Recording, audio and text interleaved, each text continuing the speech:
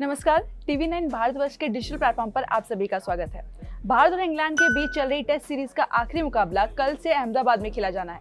ये मुकाबला उसी मैदान पर होने वाला है जहां कुछ दिन पहले ही भारतीय टीम ने केवल 2 दिन के अंदर टेस्ट मुकाबले में जीत हासिल की थी। जीत तो भारत ने हासिल कर ली, 10 विकेट से बड़ी जीत उनके नाम रही थी, लेकिन मुकाबले के बाद जिस एक चीज को लेकर सबसे ज्यादा चर्चा चल रही है वो है मैच की पिच।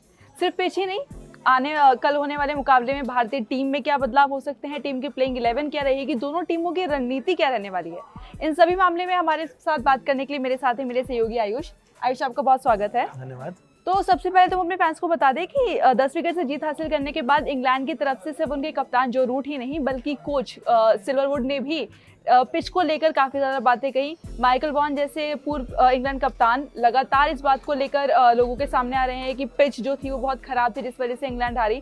लेकिन भारतीय कप्तान और भारतीय खिलाड़ियों का इस बात पर कुछ और राय है। तो आपको लगता है आयुष कि कल जब मुकाबला शुरू होगा तो एक बार फिर नजरें रहेंगी दुनिया भर की इस पिच पर जिस पर कि इतना विवाद अभी हो चुका है? बिल्कुल रिया, जिस तरीके से हम देख रहे हैं कि जो हाइप क्रिएट किया गया है इस पिच के बारे में कि पिच ऐसी है वैसी है, इंग्लैंड के सीनियर खिलाड़ी कुछ और कह रहे हैं, भारतीय लोग अपनी पिचों को सपोर्ट कर रहे हैं, ऑस्ट्रेलियन लेजेंड्स भी इसमें कूद पड़े हैं इसमें। तो दुनिया भर के क्रिकेटर्स इस चीज़ में आ चुके हैं और जिस तरीके का हाइप क्रिएट हुआ है बिल्कुल सबकी नज़रें होंगी कि कल अहमदाबाद की वो पिच किस तरीके की होने वाली है।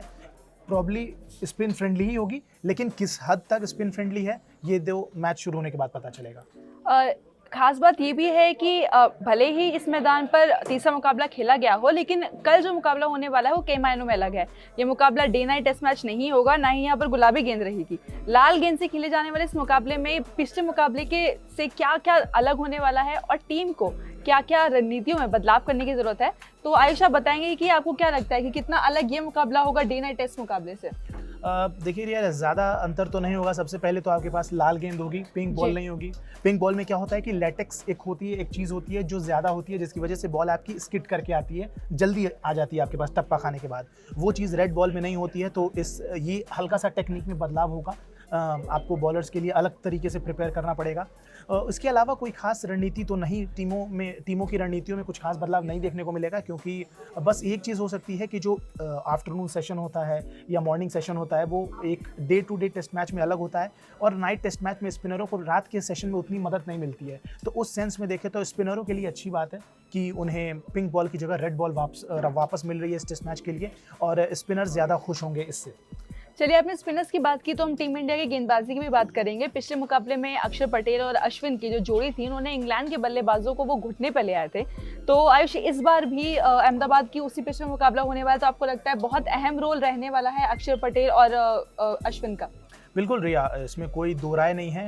इंडिया की सबसे बड़ी ताकत इस टेस्ट मैच में भी वही होंगे। दोनों स्पिन ट्विन होंगे। अक्षर पटेल जो कि रविंद्र जडेजा का वाला काम कर रहे हैं और अश्विन तो लेजेंड हैं ही, उनको विराट कोहली ने नाम भी दे दिया है लेजेंड नाम का। तो ये दोनों बहुत इंपॉर्टेंट होने वाले हैं, खासकर पिच को मद्देनज़र रखते हुए भी, क्योंकि पिच में ज़्यादा अंतर तो नहीं देखने को मिलेगा हमें। हाँ, स्पिन आप थोड़ा सा कम ज़्यादा कर सकते हैं, लेकिन स्पिन फ्रेंडली विकेट तो होगी, ये बात तय है। जो आपको हर टीम को मिलता है एक एडवांटेज कि आप अपनी तरीके से पिच को क्रिएट कर सकते हैं। तो स्पिन फ्रेंडली विकेट होगी और ये दोनों इंडिया के सबसे मोस्ट इफेक्टिव पावर्स होंगे बॉलिंग डिपार्टमेंट में। ये बात तो रही स्पिन गेंदबाजों की, लेकिन अगर हम तेज गेंदबाजों की बात करें तो भारतीय टीम के लिए फिलहाल बड़ी बात या बड़ी खबर ये है कि जसप्रीत बुमराह सिर्फ इस टेस्ट मैच से नहीं बल्कि वनडे और टी20 सीरीज में भी, जहां तक उम्मीद की जा रही है कि वो नहीं खेलेंगे।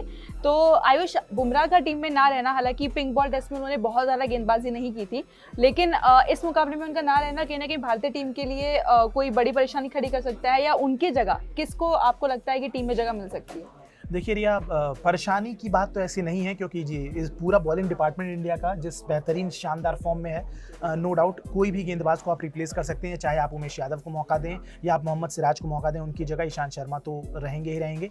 तो उसमें ज़्यादा अंतर नहीं पड़ेगा। सारे गेंदबाज एक बेहतरीन फॉर्म में चल रहे हैं। स्पिन डिपार्टमेंट आपका बहुत शानदार कर रहा है।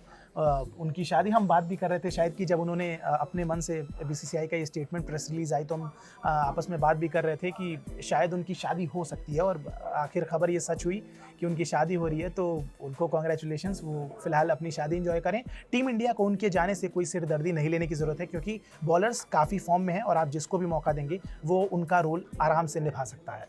अगर हम बात करें बल्लेबाजी की तो टीम इंडिया अगर पिछले 3 मुकाबलों की बात करें तो टीम इंडिया की तरफ से इस मुकाबले में जिस एक बदलाव को लेकर सबसे ज़्यादा चर्चा चल रही है वो ये है कि हो सकता है कि मयंक अग्रवाल को इस मुकाबले में मौका मिले, जो कि अब तक टेस्ट सीरीज में एक भी मैच नहीं खेल पाए हैं। तो आयुष, आपको लगता है कि ये बदलाव हो सकता है, गिल की जगह शायद मयंक अग्रवाल को आखिरी टेस्ट मैच में मौका दिया जाए? हाँ, खैर कह नहीं सकते, लेकिन फिर भी कयास लगाए जा रहे हैं क्योंकि शुभमन गिल ने पिछले 2-3 मैचों में कुछ खास परफॉर्म किया नहीं है ऑस्ट्रेलिया दौरे पर। हालांकि उन्होंने काफ़ी शानदार बैटिंग की और एक शानदार नज़ारा दिखाया कि वो किस तरीके से वो अपनी विकेट की इंपॉर्टेंस रखते हैं और वो पेस अटैक हो या स्पिन हो उसको फेस कर सकते हैं। लेकिन कह सकते हैं कि शायद मौका मिले, लेकिन अगर मुझसे पूछा जाए तो मैं गिल के साथ ही जाना चाहूँगा। एक आखिरी टेस्ट मैच है, क्यों ना एक मौका और दे के देखते हैं। ये तो बात रही भारतीय टीम की ओपनिंग जोड़ी की, जैसे हमने बात की, लेकिन पिछले मुकाबले में जैसे हमने देखा कि भारतीय टीम के कप्तान विराट कोहली और चेतेश्वर पुजारा फॉर्म से जूझते हुए दिखाई दे रहे हैं। कोहली की बात करें तो खासतौर पर उनके लिए ये मुकाबला अहम हो सकता है क्योंकि लंबे समय से उनके बल्ले से कोई शतक नहीं निकला है। फैंस इंतजार कर रहे हैं कि कब जाकर उनके बल्ले से शतक निकलेगा और आखिरकार ये सूखा खत्म होगा। वहीं पुजारा भी अब तक इस सीरीज में केवल एक अर्धशतक लगा पाए हैं, तो उनके ऊपर भी कहीं ना कहीं एक अतिरिक्त दबाव हो सकता है कि उनको परफॉर्म करना होगा। तो विराट कोहली और पुजारा का परफॉर्म करना इस मुकाबले में कितना अहम है?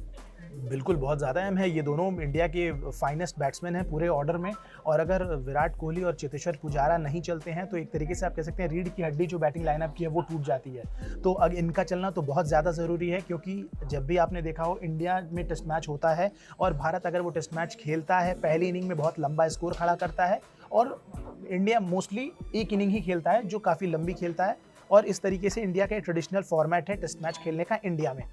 इसमें अगर कोई सपोर्ट करता है तो वो विराट कोहली हैं और अजिंक्य रहाणे और चेतेश्वर पुजारा। ये तीनों बैट्समैन ऐसे हैं जो आपको ये एक कोर स्ट्रेंथ देते हैं मिडिल ऑर्डर में, और काफ़ी सॉलिड कोर स्ट्रेंथ है। तो अगर ये फ्लॉप करते हैं तो बिल्कुल इंडिया एक तरीके से बैकबोन टूट जाती है। तो इनका खेलना बेहद अहम है, खास कर ये चौथा टेस्ट मैच है जिसमें आइदर विन और ड्रॉ आपको वर्ल्ड टेस्ट चैंपियनशिप के फाइनल में जाने के लिए एक ज़रूरत है। तो ऐसे में इन दोनों का चलना तो बहुत ज़रूरी है।